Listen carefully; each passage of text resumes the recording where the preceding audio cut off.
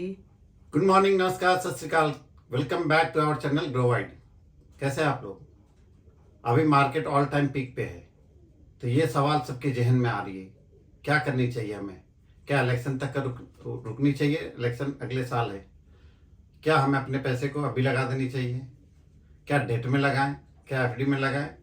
तो ये कन्फ्यूजन अभी सबके पास है। कौन सी सेगमेंट ओवर वैल्यूड है, कौन सा सेगमेंट अंडर वैल्यूड है, कौन से सेक्टर को हमें ज़्यादा फोकस करनी चाहिए। तो मैं इस समस्या को थोड़ा सा आपके लिए आसान बनाने की कोशिश करता हूं। अगर आप मेरा दूसरा तीसरा वीडियो देखे होंगे जिसपे मैंने ये क्लियरली बताया था कि हमें एज ए वेल्थ क्रिएशन जब हमें करना है तो हमें अपनी डेट इक्विटी की परसेंटेज को कभी भी नहीं भूलनी चाहिए। हमें फाइनेंशियल प्लानिंग को कभी भी नहीं भूलनी चाहिए। हाँ, ये ज़रूर है कि हम अपनी डेट की परसेंटेज या इक्विटी की परसेंटेज को बढ़ाते घटाते रहेंगे विद द हेल्प ऑफ आपके फाइनेंशियल एडवाइज़र से। अगर अभी की मार्केट को देखते हैं तो सारे सेगमेंट लुक्रेटिव लग रहा है। कौन कौन सा सेक्टर है कि सबसे ज़्यादा लुक्रेटिव लग रहा है? अभी अगर मैं इस बात की चर्चा करता हूं कि ये अभी कौन कौन से सेक्टर हॉट सेक्टर कह सकते हैं जिसमें हम ओवरवेट हो सकते हैं, तो मेरा पहला चॉइस आईटी होगा, इंफॉर्मेशन टेक्नोलॉजी। और इंफॉर्मेशन टेक्नोलॉजी से ही रिलेटेड आप एआई को देख सकते हैं, आर्टिफिशियल इंटेलिजेंस, जिसपे पूरी दुनिया उधर मूव हो रही है।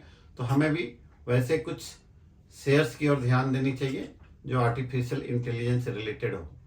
दूसरा जो अभी अभी इस पे आईटी में सारे फंड मैनेजर भी अपनी वेट बढ़ा रहे हैं म्यूचुअल फंड में, तो आप भी इस पे बढ़ा सकते हो। दूसरा चीज आता है pharma and health care. Corona के टाइम में बहुत ही ज्यादा रिटर्न दिया था ये pharma and health care segment ने। सारे चीज डाउन जा रहे थे और हेल्थ केयर ही सिर्फ था जो रिटर्न बहुत अच्छा दे रहा था, जो करीब 30-40% का रिटर्न दिया था। उसके बाद से फिर ये डाउन हो गई, करीब नेगेटिव ही था, बट पिछले एक साल में फिर वापस पिक किया हुआ है। तो ये सेगमेंट भी बहुत लुक्रेटिव है, अंडर वैल्यूड कह सकते हैं। इस पे पर्टिकुलर पिक करके हम स्टॉक या म्यूचुअल फंड बाय कर सकते हैं। तो ये सेगमेंट में थोड़ा सा ओवरवेट हो सकते हो। तीसरा जो सबसे ज़्यादा और इम्पोर्टेंट है वो है बैंकिंग एंड फाइनेंशियल सर्विसेज। अब बैंकिंग एंड फाइनेंशियल सर्विसेज में क्या क्या आता है, और फाइनेंशियल सर्विसेज नहीं, एज ए सर्विसेज इंडस्ट्री पूरा देख सकते हो। मैं पहले बैंकिंग जो पीछे भी पिछले 3-4 महीने से स्लो डाउन रहा है, अब इसका अच्छा होने की क्यों उम्मीद है? जब ये रेट कट अगले साल होगा तो लिक्विडिटी काफ़ी होगी सिस्टम में, बैंकों के पास अच्छे पैसे होंगे, एनबीएफसी के पास होंगे, वो लोन ज़्यादा दे सकते हैं एट लो इंटरेस्ट रेट पे, तो वो फिर उनकी प्रॉफिट मार्जिन भी बढ़ेगी, जिनसे वो सब शेयर्स रिलेटेड शेयर्स बढ़ेंगे। और जो सर्विसेज की मैं बात कर रहा हूँ, not only financial services, overall services की बात कर रहा हूँ, जो भी सर्विसेज देते हैं वो पर्टिकुलर सेगमेंट भी लुक्रेटिव लग रहा है।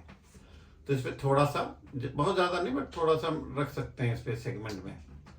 नेक्स्ट जो पिछले 2 या 3 साल से बहुत ज़्यादा लुक्रेटिव बना हुआ है, या भी आने वाले टाइम में और बनेगा, वो इंफ्रास्ट्रक्चर है, ट्रांसपोर्ट, लॉजिस्टिक और उससे रिलेटेड जितने भी हैं इंडस्ट्री, वो सारे चलने की उम्मीद है।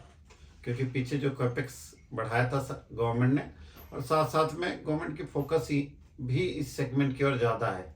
अगर हम 5 साल पहले की रोड की कंपैरिजन करते हैं आज की रोड से, चाहे वो इंडिया का, भारत का कोई भी कोना हो, रोड बहुत अच्छा हो गया है। अब हम दिल्ली से मुंबई जो हाईवे पे जाते हैं, उस पर आप चाय की प्याला भी रखेंगे तो वो नहीं गिरेगा, इतनी स्मूथ रोड है। तो ये सेगमेंट अभी और डेवलप होना है काफ़ी। ये पर्टिकुलर रोड अभी बहुत जगह बनेगा, ट्रांसपोर्ट, लॉजिस्टिक, ये पर्टिकुलर सेगमेंट में गवर्नमेंट का फोकस रहेगा। रियलिटी से, रियल एस्टेट में ये नहीं कह रहा हूँ घर खरीदना है, बट रियलिटी के स्टॉक्स भी चलने की उम्मीद है जो काफ़ी सालों से अच्छे नहीं कर रहे थे। अगर आप यही देखोगे पर्टिकुलर कुछ शेयर जो अभी पीछे ट्रिपल और 4 गुने हो गए हैं पीछे, तो अभी भी उनकी सेल्स, अच्छी कंपनियों के सेल्स बढ़ने की उम्मीद है। जो पुराने घर नहीं बिके हैं वो भी बिकेगा, धीरे धीरे डिमांड आएगी उनकी, और वो सेगमेंट भी अच्छा हो सकता है। तो ये सारे सेगमेंट अगर आप देखते हो, अब एक चीज़ और आता है कि इंडिया ने मैन्युफैक्चरिंग, जैसे बोलते कि जो गवर्नमेंट का ज़्यादा फोकस इस पे है कि हम सारा चीज़ मैन्युफैक्चरिंग यहीं पे करेंगे, इंडिया में करेंगे। जैसे अभी आईफोन का भी देखा, सारा मैन्युफैक्चरिंग पूरे वर्ल्ड का पार्ट्स का हो या टाटा को मिल गया। तो और बहुत सारे स्टेट में, लाइक यूपी में फिर टैक्स हॉलीडेज दे रहा है गवर्नमेंट, जिसकी वजह से वहाँ पे बाहर की कंपनियाँ आ रही है। एफआईज की ज़्यादा फोकस उस पर होगी लार्ज कैप कंपनियों में, तो हम वहाँ पे फोकस कर सकते हैं उस पर। तो इसके साथ साथ अगर आप एक इक्विटी के परसेंटेज पे ध्यान रखते हैं, चाहे ओवरऑल इक्विटी म्यूचुअल फंड हो या स्टॉक मार्केट हो। अब मैं डेट मार्केट की बात करता हूँ। डेट मार्केट में पीछे वीडियो में बताया था कि कल परसों जो डाला था वीडियो, कल ही इनफैक्ट डाला था, जिसमें क्या मैंने बोला था कि क्या अब रेट कट होगा या नहीं होगा। तो रेट कट जब होगा तो 10 ईयर जीसेक यील्ड जो अभी 7.19 आज है, उस पर जो ट्रेड कर रहा है अभी, जैसे फेड ने इंडिकेट किया कि अगले साल सेकंड और थर्ड क्वार्टर से डिक्रीज करना शुरू करेगा रेट कट, और करीब करीब 75 बेसिस पॉइंट से कट करेगा। तो मुझे लगता है कि उतना ही इंडिया में भी करनी चाहिए आरबीआई को, जिसकी वजह से 10 ईयर जीसेक यील्ड में काफ़ी ज़्यादा गिरावट आएगी और एक हम डबल डिजिट रिटर्न की उम्मीद कर सकते हैं इस सेगमेंट में। तो ये भी काफ़ी, और यहाँ पे आपको कोई क्रेडिट रिस्क की डर ही नहीं, गवर्नमेंट सिक्योरिटी पेपर है, तो यहाँ भी अपने परसेंटेज को हम लोग रख सकते हैं। अब ओवरऑल अगर आप देखते हैं कि मुझे इक्विटी परसेंटेज अभी अगर आपके पास किसी में लाइक स्मॉल कैप या मिड कैप में अगर ज़्यादा वेटेज हो गया और डिसेंट प्रॉफिट आ रहा है, तो आप उसको थोड़ा सा प्रॉफिट बुकिंग कर सकते हैं। और जैसे और फंड मैनेजर का भी कहना है कि अभी पिछले नेक्स्ट 6 महीने में या अगले साल तक फोकस ज़्यादा रहेगा लार्ज कैप की ओर, तो हम लार्ज कैप में थोड़ी सी परसेंटेज अपनी इंक्रीज कर सकते हैं।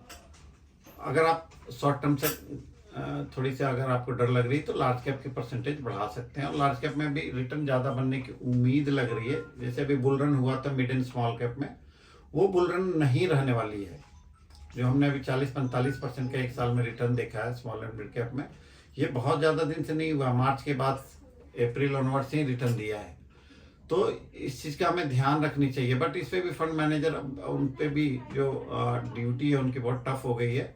उनको स्टॉक पिक करना, क्वालिटी स्टॉक पिक करना ज़रूरी है, तो जाके वो रिटर्न बन पाएगा। हम जहाँ पे लग रहा है कि बहुत ज़्यादा स्ट्रेच है और वैल्यूड है वो स्टॉक, और इक्विटी के परसेंटेज ज़्यादा कर रखा है वो फंड मैनेजर ने, पर्टिकुलरली उस पर ज़्यादा परसेंटेज है, तो हम उसको अवॉइड कर सकते हैं।